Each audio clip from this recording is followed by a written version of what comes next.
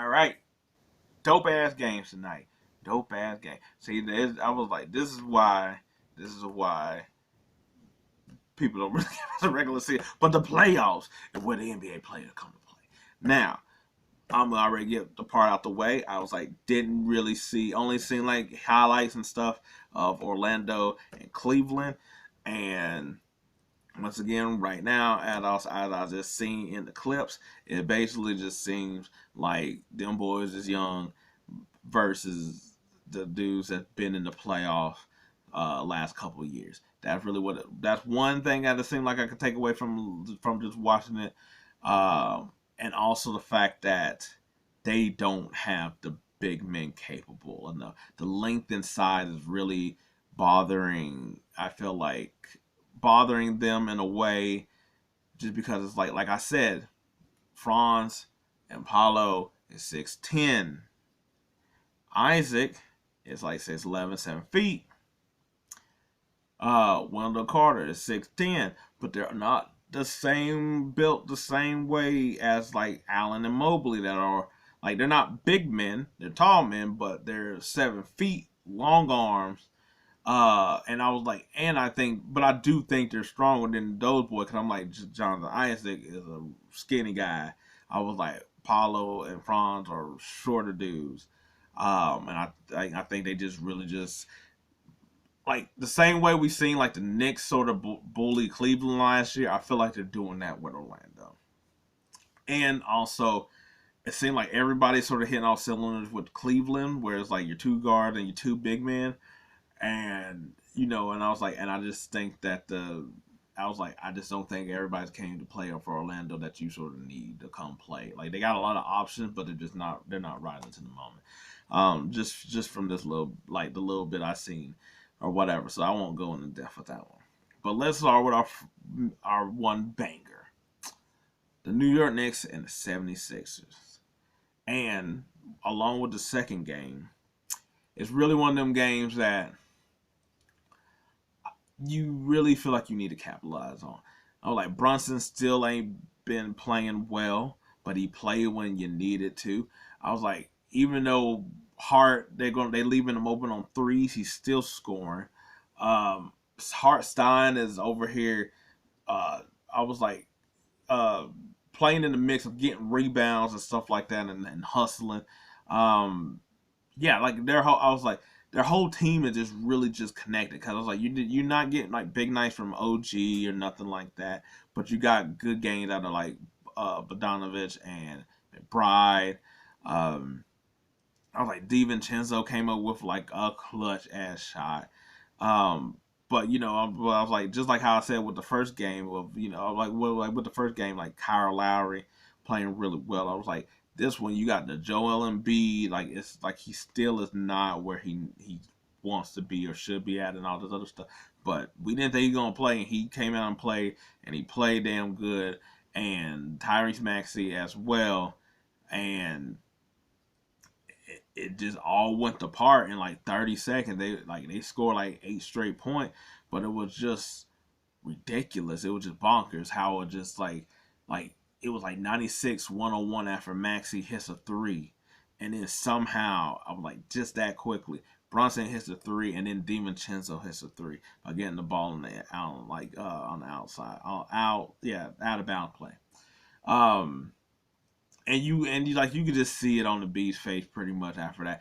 Like, I'm not gonna lie, I was like, his face almost looked like, I mean, like like he like he's about to cry, like almost like it was with the Kawhi shot thing. It's not gonna be that, but I was like, you could see it in his face, and I was like, and I'm not saying like like crying where I'm like, oh, like, like go in the car kind of thing, but it was just kind of like you could see on the face that it was just like the emotion was just like, I'm over here on one leg and we lost a game we should have won, and I can't, like, like you just felt it.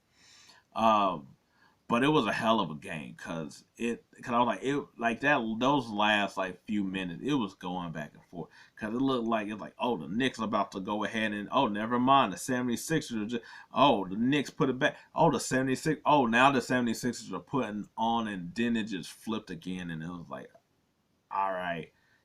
I was like, Knicks. I was like Knicks won that one, but they did have a chance at the end. I thought the play was horrible as hell. Um, I don't understand. There was like they had enough time to where I'm like, you could have did some movement or something like that. You could have did more of a pick and roll. I was like, but basically you had Tyrese Maxey basically like he sort of he got cut off. He couldn't really do anything. Already like 5 feet away from the basket. Then he threw it to Embiid, who's also like 5 feet from. I mean, not from the basket, from the 3 point line. And then he just had to chuck it where he didn't even seem like he knew what time it was at the same time. And it was just clunky. It was just weird. I was like, it didn't make any sense at all. Um, yeah, so I was like, Nick got two in a row, and we'll see it. But the Sixers have been close in a way that gives me optimism that I'm like, they can win at home. They can win the next two games or whatever you want to say. Like I was like, the way that I was like, unless Jalen Brunson comes alive, I think the 76ers still got a chance. And I was like, they've been close. They've been close in a way that I'm like, they can still win this series. Now, of course, they lose the third game. I was like, I'm taking them out. But I was like, they look like like if they can put the next game and the next game together, they can win. The other game, on the other hand, is the Lakers and the Nuggets. Now, I was like, talk about missing the opportunity of taking the game, still in the game, whatever you at home, whatever you want to say, away, whatever. You got an AD game where he was just fluid in the first half. LeBron, that is like we might be seeing the last of LeBron, not LeBron, but LeBron. Cause I'm like it's starting to get to that point where it's already been two games and the dude just looks like shit. Not saying he looks like shit, but he's like look like he's saying like shit. Um, yeah. So but the more important one is you got the D'Angelo Russell game. You got the game. Now I'm like he didn't go bonkers. I mean he went bonkers, but he didn't go bonkers. But he went bonkers. I was like I'm saying like it ain't like he was over here like where they was over here and it was like 40, nothing like that. But I'm saying like he hit like 7 threes, or something like that, and they built like almost about like a 20-point lead. Then in the third quarter, it pretty much got down to 10. And after that, we sort of always, you know what it felt like? It felt like when you used to watch the Warriors, where it's like they're up, where it's like a team against them is up 20. Then that third quarter hits, and you're like, they're down 8. And at that point, you're like, we're about to get busted by 20. And that's sort of how it felt. Now, I will say, give props to Michael Porter Jr. He's the one that kept them in the game. Jamal Murray was struggling. I was like, because I'm really trying to figure out how to talk about Jokic. Because I was like, it's on one hand where I was like, I'm glad people are giving him his props. As like, because I'm like, like how he got the commercial this year and stuff like that. That he's getting that him being the MVP title. An MVP that nobody really talks about him. So I do like them giving him like his praise and stuff like that. But some of them just be gawking all over him and stuff like that in a way where it's like the same thing. Sort of like like we've never seen anything like this. And it's like calm down. I was like we've seen stuff like this or what. Anyway, I'm getting beside the point.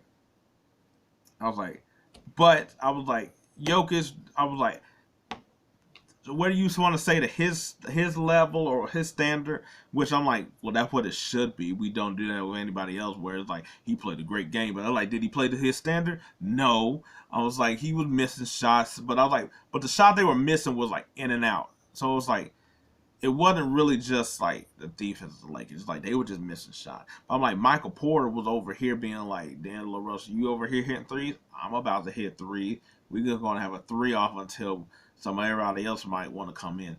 But he had AD. That's why I said, I was like, if Jokic got his stuff going in the third quarter, that's really what happened. Cause I was like, if he wasn't, then it was like they wouldn't probably been down like that. Cause I was like, Jokic just needs something. Jokic just need one other dude to come with him. That's all he needs. He don't need to have. I was like, he gets the plethora of people, but he just need one other guy to come with him. And then I was like, they could pretty much match anybody. But that third quarter, they got their rhythm. They started figuring. I was like, don't get me wrong, it took them a while because LeBron and AD came out with like a pick and roll that was killing them at first. But then they started hitting some of their shots. I was like, they changed their defense up where it's like I thought they started negating a little bit of the pick and roll. Then at that point, they also too was trying to. I was like, the Lakers. It's like this is the part where I don't think they had a real choice. Whatever, they was really trying to stagnate LeBron's minutes, AD minutes, and AD gets into foul trouble in the second half, and so I was like, I think that changed it up. Um, what I also think, and I was like, it's not, and it wasn't really the Nuggets, and I was like, it sort of sucked because I was like, I think it was halftime because they were doing halftime, but there's no telling how this was going to go, but I was like, AD one they didn't give him the ball to take shots anymore. Like he took like 4 shots, I believe. I don't really feel like he took any in the fourth quarter, but I was like he took like 3 or 4 shots in the third quarter. They didn't go, and really except for I was like the 3 wasn't a good one. I was like he only had like 1 really good look. The other 2 just seemed like it was just like a rush for him to score the ball, and they didn't. Russell was gone too. Like they did, and I was like, it got really LeBron heavy in a way, and I was like, it's not that it like I was like it, and it's sort of like I feel like the Lakers do sometimes. Is that sometimes it goes so LeBron heavy at a point that everybody else gets stagnated and cold to where that's where they lose. Because to me, to beat the Nuggets, you really got to have a team ensemble.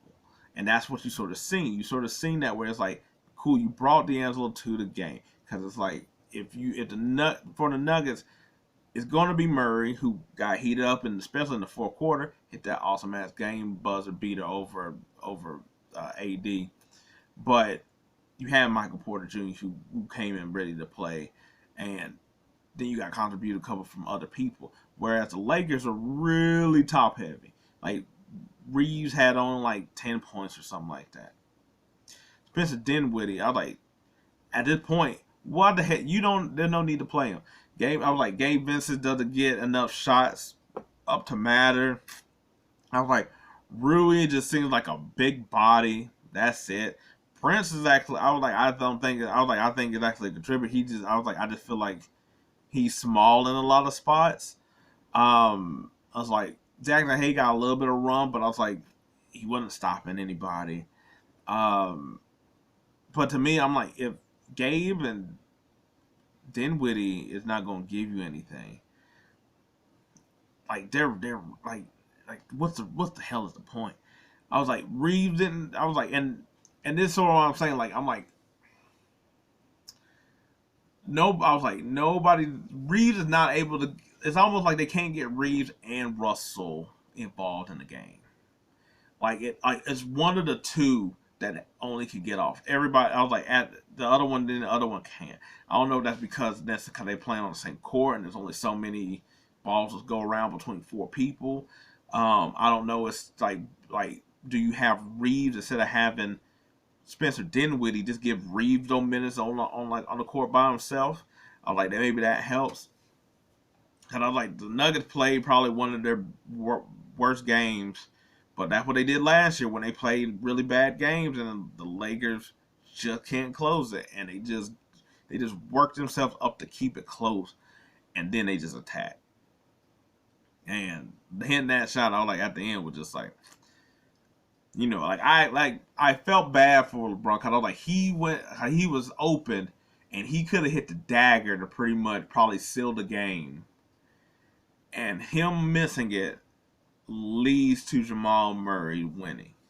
And that's wild. That's wild. But, and this is what I mean where I'm like, the 76ers played in a game where I'm like, they let those go to where I think they could win again. there's hope and an optimism even in those losses. The Lakers losing is really more of an indication that we gave it our all. Damn it, it's over. We tried. Um, yeah, that and they're still to feel the same way. Just because I'm like the Sixers, you got what you need from the players you sort of need. Even though I think like Tobias Harris can play better, but in the playoffs he's just going to give you his 15 and 19 type of point. Um, I like Lowry always comes to play and stuff like that, but I think because the Knicks aren't at full health, that's why. I mean that it's even. It's even. Brunson ain't playing so well. I was like, Embiid's hobble. They don't have Randall. I was like, you could say whether OG is at, he probably in the full 100%, but it's a little bit even. I was like I said with the Lakers and Nuggets, I was like, they have really similar teams. The consistency is just the problem. The Nuggets, even when they're not playing good, I was like, they just figure out a way, and I was like, but I was like, that Murray's gonna keep going. The Michael Porter Jr. with what I thought was the pretty much, and they both had key things in this, where like the Isaiah Hartenstein rebound leading back to DiVincenzo for the game winner, whereas the Aaron Gordon throwing it back to Michael Porter Jr. and then Michael Porter just putting that bitch up, sinks it. To me, that's where they lost the game. Cause I was like, that's one of those shots that's like, you're like, yo, the video game cheating, bro. The video game is cheating. Yeah, no, like I said, the Lakers just don't. I was like, they got. I put it like this: they have too many wild cards on their team compared to the Nuggets. Like Caldwell's he's not a wild card. Like Michael Porter Jr. is a wild card, but you're gonna always get 15 out of him. And he's always at least a 3-point threat in a way. He doesn't really do crazy much else, but you even know that. Caldwell is like, you're gonna get anywhere between 12 and 15. I would like Braun gives you like a good 12. Payne Watson gives you really good minutes. I was like, everybody gives you something where it's like, Rui, what did he really give you?